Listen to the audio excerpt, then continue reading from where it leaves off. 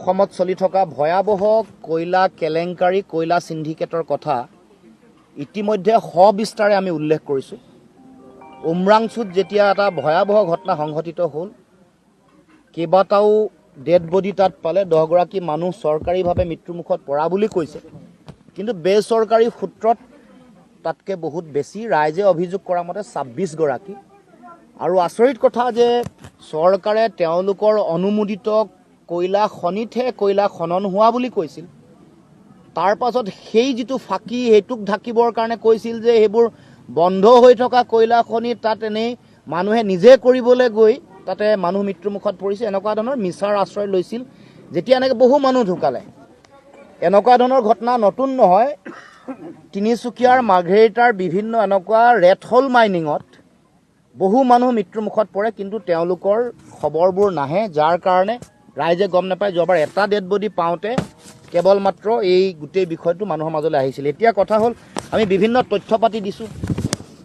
Assam mineral development corporation লিমিটেডৰ যিগৰাকী মূল বিষয়া আনন্দ নটৰাজন, তেওঁ বিধি বহিৰ্ভূতভাৱে কয়লা খননৰ তেওঁ অনুমোদন দিছে, কিছু কোম্পানীক দিছে। তেওঁলোকক এনেকুৱা চালান, এখন টিপিয়ে কয় নে চালানে কয়, এনেকুৱা এখন দিয়ে। আমি এখন চালান কণিকা হোজাই, যাৰ নামত ইতিমধ্যে আছে, এইখন আমাৰ দলৰ সাধাৰণ সম্পাদক ডাঙৰীয়াই সমগ্ৰ অসমৰ ৰাইজৰ আগত দেখুৱাইছে। এখন কণিকা হোজাইৰ চালান, ইয়াত 10 টনৰ অনুমোদন দিছে, কিন্তু সৰহভাগতে 50ৰ পৰা 60 টন আহে এইখন। কিন্তু আমি আজি আন যিসকল ইয়াৰ লগত জড়িত, যাৰ যিকেইটা কোম্পানী, আমি যে কৈছিলোঁ 13টা কোম্পানী এনেকৈ তেওঁলোকে অনুমোদন দিছিলে, অথচ মানে AMDCয়ে অনুমোদন দিবই নোৱাৰে। তেওঁলোকে মাটি আৰু ওপৰৰ গেটবোৰত লৈ যাবলৈ অনুমোদন দিছে, নিয়মমতে দিয়ে, কিন্তু কয়লাৰ সৰবৰাহ চলি আছে। ইয়াত এখন তেনেকুৱা ফাৰ্ম, এটা কোম্পানী যাৰ নামত দিছে, তেওঁ হৈ গ'ল চি লাংথাচা, যাৰ ব্লক নম্বৰ 5, আপোনালোকে লিখি ল'ব পাৰে। আৰু এগৰাকী BS ইংটি, তেওঁৰ ব্লক নেম হৈ গ'ল Y। তাৰপিছত আহি গ'ল B13, তেওঁৰ ব্লক নেমটো হ'ল X। আৰু এটা হৈ গ'ল RK দাউলা গাফু, তেওঁৰ ব্লক নেমটো হৈ গ'ল 17। এইকেইটা আপোনালোকক দিলোঁ, এইকেইখন আৰু চালান আপোনালোকৰ আগত দেখুৱাই দিছোঁ। আৰু ইয়াতে সৰহভাগতে 10 টন আছে, কিছুমানত তেওঁলোকে কেতিয়াবা অকল 10 টন দিলে ধৰা পৰিব বুলি মাজে মাজে কেতিয়াবা আটাইতকৈ কম সংখ্যক ৰেণ্ডমলি 20 টন বুলি দিয়ে, কিন্তু আনোতে তেওঁলোকে মাল আনে 50ৰ পৰা 60 টন। এইটো সকলোৱে জানে। অভাৰলোড কৰি যিটো সিন্ডিকেট কৰে, এইটো এটা সিন্ডিকেটৰ অন্যতম, মানে তেওঁলোকৰ অৱলম্বন, অন্যতম ৰাস্তা এটা। এতিয়া কি কৰে, কাৰ্বি আংলঙত তেওঁলোকে কৈছে ন ৰেড হোল মাইনিং বন্ধ হোৱা বুলি। যোৱা কালিও আপোনালোকে 9 কোটিত কালিও গাড়ী লোড হৈছে, আপোনালোকে খবৰ ৰাখক। যিদিনাখন ৰেড হোল মাইনিং বন্ধ হোৱা কথা কৈছে, লোড হৈছে। য'ত খনন হৈছে তাততো যাবলৈ মানুহক বাধা দিয়ে। কিন্তু মই আপোনালোকক এতিয়াও ক'ব খোজোঁ যে কাৰ্বি আংলং জিলাৰ যিবোৰ জেগাত এতিয়াও খনন চলি আছে, সেই জেগাবোৰৰ নাম জিচুবাই, লাংহিং, মাঞ্জা আৰু ডিলাই। এইবোৰ জেগাত এতিয়াও কয়লাৰ খনন চলি আছে। মই এটামান দেখুৱাই দিম ভিডিঅ' আপোনালোকক, ভিডিঅ' মোৰ লগত আছে। আৰু এইবোৰৰ জেগাৰ পৰা, বিশেষকৈ কয়লাজানৰ পৰা কয়লাটো আহি হোজাইৰ 9 কোটিত ষ্টক হয়। ইয়াত গোটেই যিবোৰ গাড়ী আছে তাতে বস্তু উঠাই আৰু অসমৰ বিভিন্ন জেগালৈ যায়। এইটো হ'ল কাহিনী, পুৰা কাহিনী। আৰু গোটেই কাৰবাৰটোৰ চৰ্দাৰ CM কাৰ্বি আংলঙৰ তুলিৰাম ৰংহাং, এইটো সকলোৱে জানে। আমি অসমৰ ৰাইজে জানো যে হিমন্ত বিশ্ব শৰ্মাৰ যিটো ATM, অন্যতম গুৰুত্বপূৰ্ণ ATM যিখন আছে, আন্তঃৰাষ্ট্ৰীয় ATM, সেইখন কাৰ্বি আংলঙত আছে, আৰু সেইখন তুলিৰাম ৰংহাঙৰ হাতত আছে।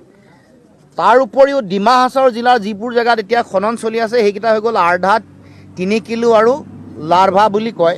এইকেইটা জেগাত তেওঁলোকে কয়লাৰ খনন চলাই আছে।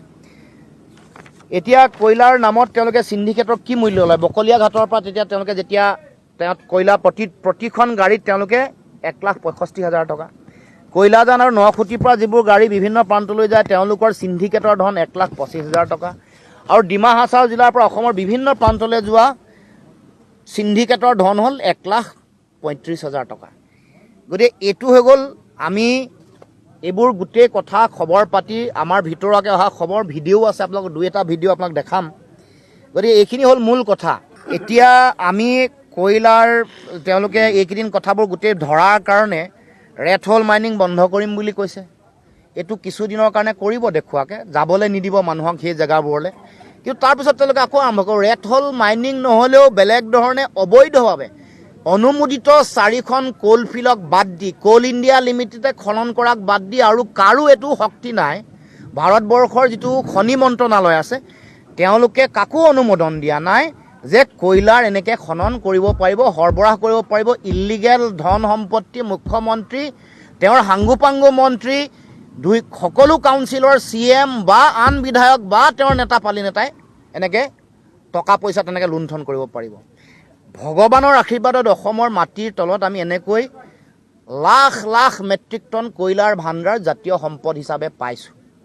মুখ্যমন্ত্ৰীয়ে অসমৰ মানুহৰ জাতীয় সম্পদ এনেকৈ লুণ্ঠন কৰি নিজে ধনী হ'ব, ঘৈণীয়েকক ধনী কৰিব, পুত্ৰক কোম্পানীৰ মালিক বনাব, লগৰ সাংগোপাংগোবোৰক ধনী কৰিব আৰু তেওঁলোকক টকা পইচা ঘটিবলৈ তেওঁলোকে সুবিধা কৰি দিব। এইটো কোনো কাৰণতে গ্ৰহণীয় নহয়।